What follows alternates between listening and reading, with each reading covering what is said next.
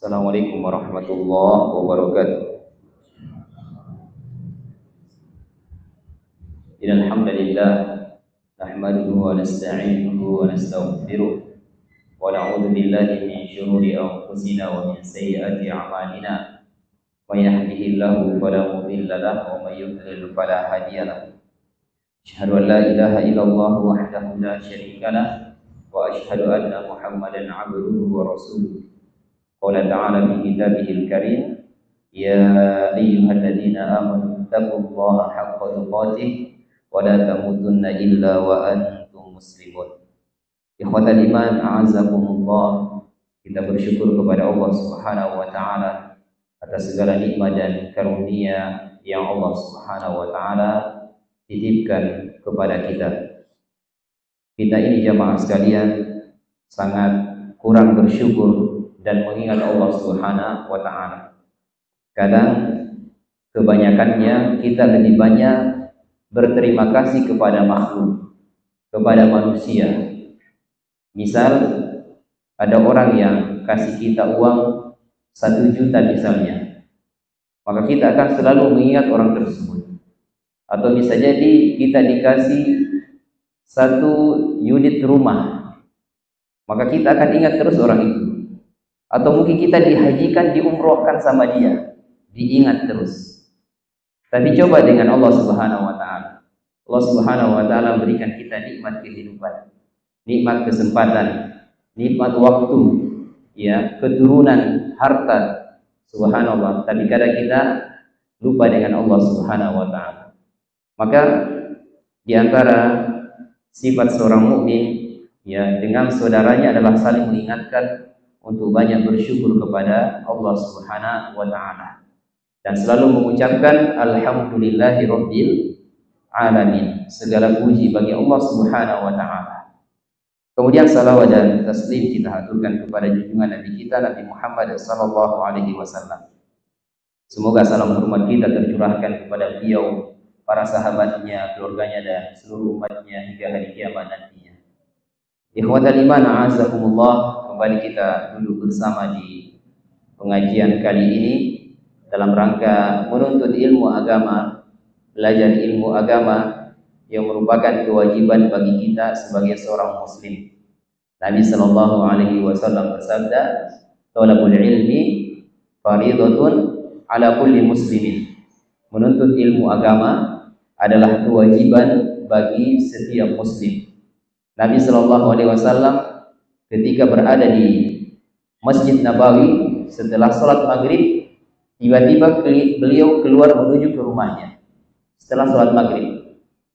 Ya, beberapa saat kemudian beliau berjalan agak cepat masuk ke dalam Masjid Nabawi, menemui para sahabat Nabi Sallallahu Alaihi Wasallam dan mengabarkan bahwa orang-orang yang menunggu sholat berikutnya berada di antara 2 sholat, misalnya maghrib dan isya, ya, zuhur dan asar, maka Allah Subhanahu wa taala mengabarkan ampunan untuk mereka.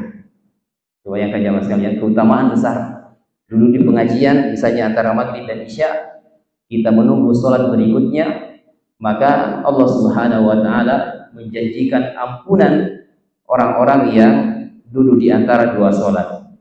Dan ini juga selaras dengan hadis Nabi sallallahu alaihi wasallam, orang yang duduk di antara 2 sholat, tad'u lahu al-malaikatu, maka malaikat berdoa kepadanya, Allahumma ighfir lahu, ya Allah ampunilah dia, Allahumma arhamhu, ya Allah kasih sayangilah dia. Sehingga ketika kita duduk jamaah sekalian antara maghrib dan isya ini untuk belajar ilmu agama, mempelajari agama Allah Subhanahu wa taala, maka Allah Subhanahu wa taala akan mengampuni dosa-dosa kita. Selain daripada itu, para malaikat juga berdoa, Allahumma ighfir lahu, Allahumma arhamhu. Sehingga tidaklah kita merugi jamaah sekalian duduk di sini untuk mempelajari agama Allah Subhanahu wa taala. Ikhwatal iman, a'azzakumullah. Kita lanjutkan pembahasan kitab Riyadhus Shalihin. Dan kita sudah sampai di bab al-istiqomah, ya, bab istiqomah, ya. Ini sebagian besarnya sudah saya jelaskan ya. Ya. Baik, jamaah yang dimuliakan oleh Allah Subhanahu wa taala, baik kita lanjutkan pembahasan masalah al-istiqomah ya. Innal ladzina qalu rabbuna Allahu tsumma istaqamu tatanazzalu 'alaihimul malaika alla takhafu wa la tahzanu. Ini sudah ya. Terkait masalah orang-orang yang dalam keadaan sakaratul maut, maka malaikat akan melindungi mereka ya. Orang yang sakaratul maut dia akan dilindungi oleh malaikat. Ya, karena setan bergerak ketika orang itu sakaratul maut. Setan berkata kepada kawan-kawannya, "Ayo kita sesatkan dia. Kalau kita bisa sesatkan dia, maka selamanya dia akan tersesat. Tapi kalau tidak bisa, maka selamanya kita tidak bisa menyesatkan dia." Ketika setan ya mendekati orang-orang yang dalam keadaan sakaratul maut, maka para malaikat turun untuk melindungi orang-orang yang istiqomah ketika dia masih hidup ya. Dia jaga sholat 5 waktunya, dia jaga kewajiban-kewajibannya. Yang laki-laki sholat berjamaah di masjid ya. Kalau tidak sholat berjamaah di masjid ya itu perempuan ya. Kalau di rumah perempuan ya, sehingga laki-laki harus jaga sholat jamaahnya di masjid ya. Nabi Shallallahu Alaihi Wasallam mengatakan, sungguh benar-benar saya akan menyuruh salah satu dari kalian untuk menjadi imam sholat. Kemudian saya datangi rumah-rumah yang tidak ditegakkan sholat 5 waktu. Seandainya bukan karena anak-anak dan perempuan, ya maka saya akan ya bakar rumah itu. Ini artinya, ya, sebagian ulama mengatakan sholat berjamaah bagi seorang laki-laki itu hukumnya wajib. Ini pendapatnya Imam Ahmad. Sebagaimana hadis yang sudah kita sebutkan tadi. Hadis yang lain yang menunjukkan atau ayat yang lain yang menunjukkan bahwa sholat berjamaah itu hukumnya wajib adalah ketika di dalam Al-Quran tentang masalah apa namanya sholat berjamaah ketika apa? Ketika apa? Perang. Jadi perang saja jamaah sekalian. Apa ada syariat sholat berjamaah? Ada syariat sholat berjamaah. Apalagi kalau tidak dalam keadaan perang. Ya, sehingga para laki-laki ya tolong dijaga sholat berjamaahnya ya. Kalau sudah berkumandang azan, maka dunia kita tinggalkan, kita menuju ke rumah Allah Subhanahu wa taala. Alhamdulillah di Kabupaten Nrekang banyak masjid ya. Masjidnya besar-besar. Kemudian sudah banyak yang pakai AC ya. Masjid kita masih seperti ini ya, masih pakai baling-baling ya. Tapi alhamdulillah ya dengan nikmat yang Allah Subhanahu wa taala berikan tersebut dibandingkan dengan masjid-masjid di zaman Nabi sallallahu alaihi wasallam yang masih lantainya itu terbuat dari apa? Ya masih pasir.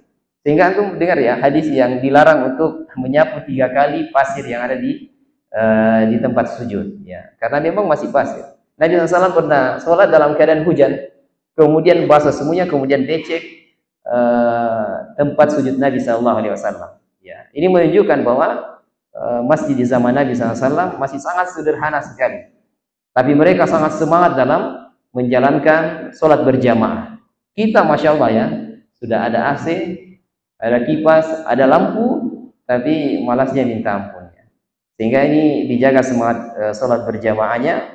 Semoga dengan keistiqomahan ini, maka Allah Subhanahu wa taala menjaga kita ketika sakaratul maut ya. Baik ikhwatal iman a'azakumullah ya. Jadi diingat ya, perjalanan hidup kita di dunia ini sebentar sekali ya. Ingat, sebentar, tidak lama ya.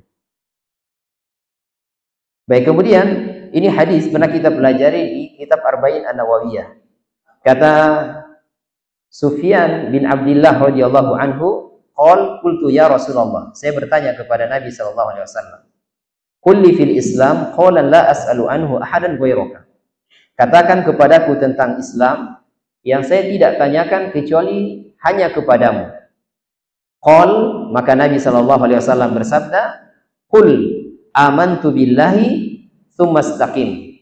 Katakanlah saya beriman kepada Allah Subhanahu wa taala, kemudian istiqomalah.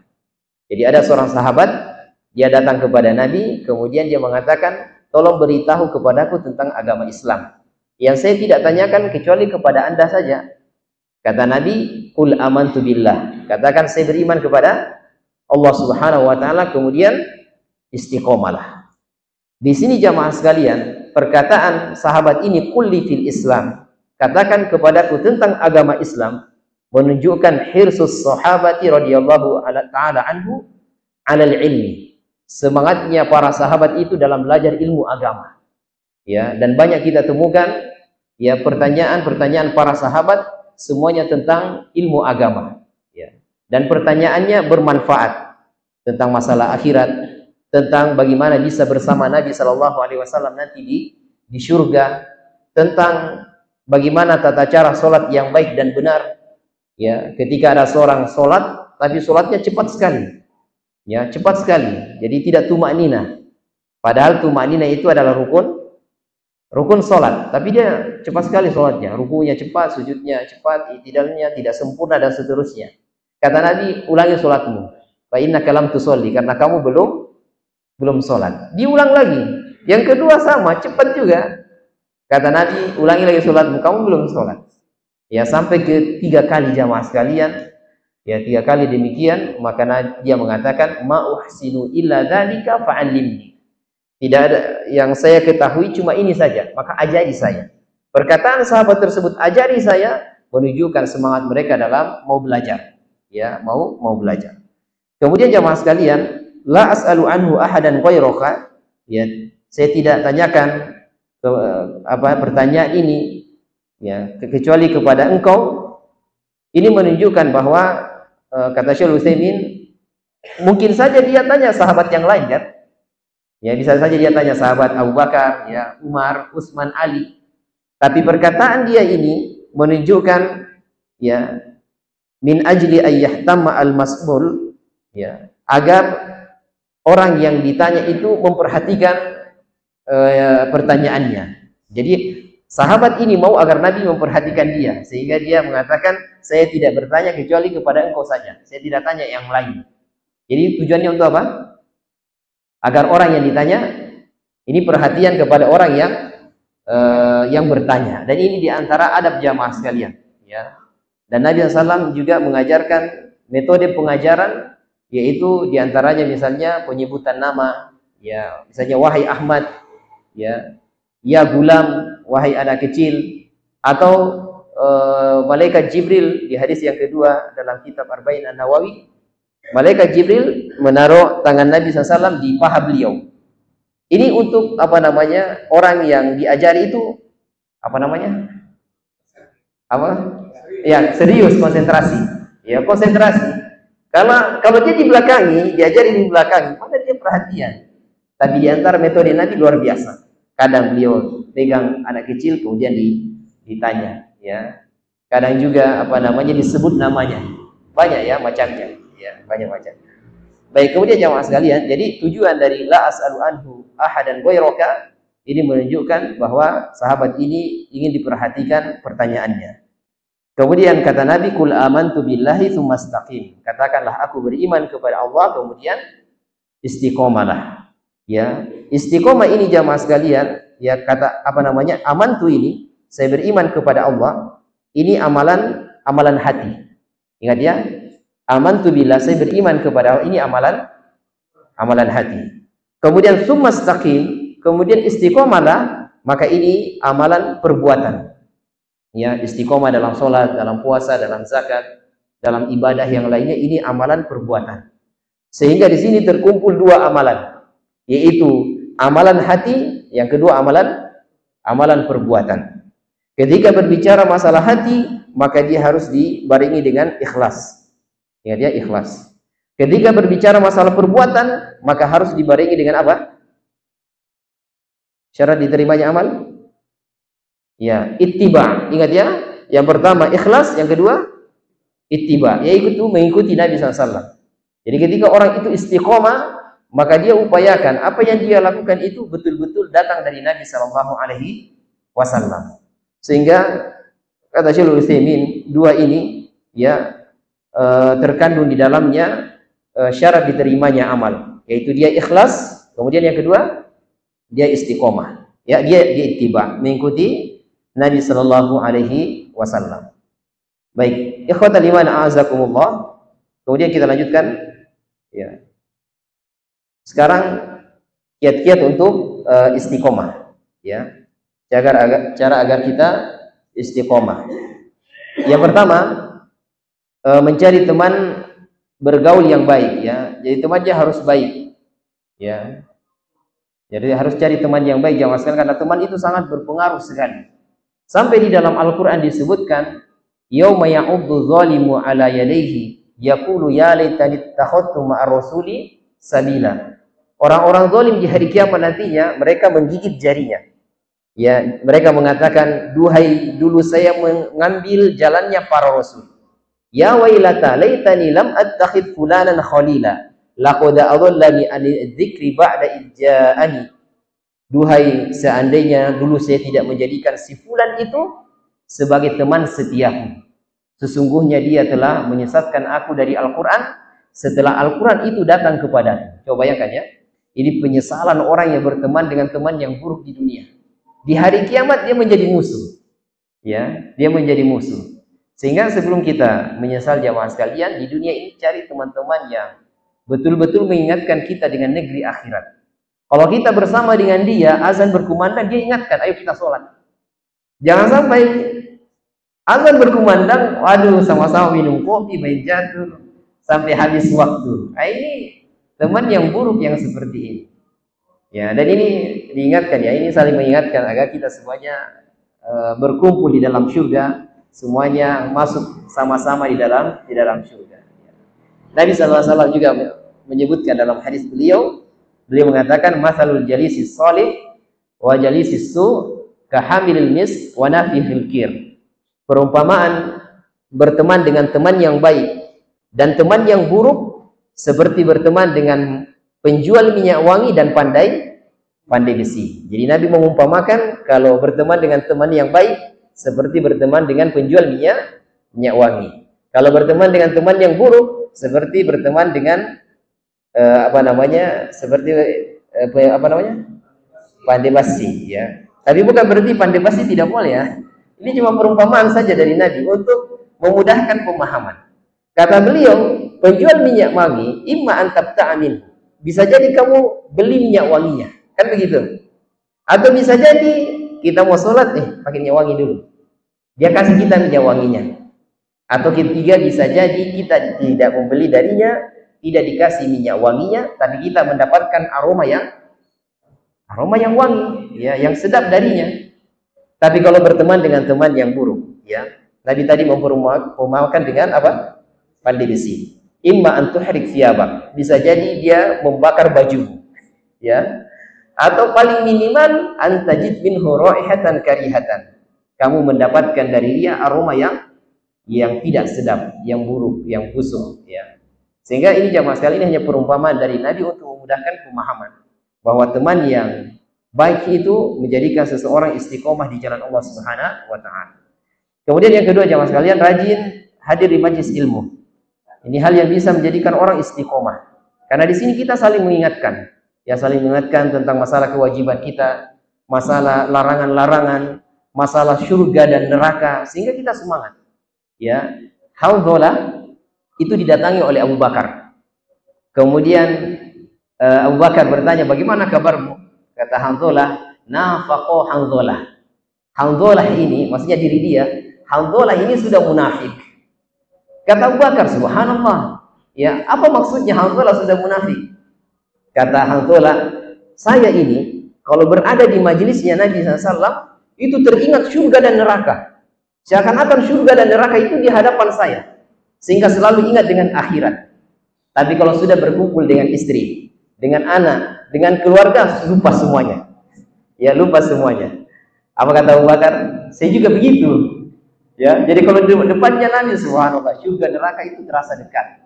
Artinya kita dimotivasi untuk beramal, kemudian dimotivasi untuk meninggalkan keburukan-keburukan. Mari kita menuju kepada Nabi. Sampai ke Nabi SAW. Kata Nabi SAW, ada apa dengan kalian? Kata Hanzalah, saya ini kalau berada di majelismu, maka saya mengingat surga dan neraka. Tapi kalau sudah kembali ke keluarga, bersama dengan anak, dengan istri, dengan kawan-kawan, maka surga dan neraka itu sudah terlupakan semuanya. Dunia saja yang dipikir. Maka Nabi mengatakan, saatan-saatan ya Hanzalah. pelan-pelan saja ya, pelan-pelan artinya ya, orang tetap menuntut ilmu agama ya, datang untuk belajar agar dia teringat dengan surga dan neraka, dia ingat bahwa hidupnya di dunia ini hanya sebentar saja ya. Nah, ini jamaah sekalian ya, 2 poin yang disebutkan oleh Nabi SAW. Kemudian yang ketiga, banyak berdoa kepada Allah Subhanahu wa taala.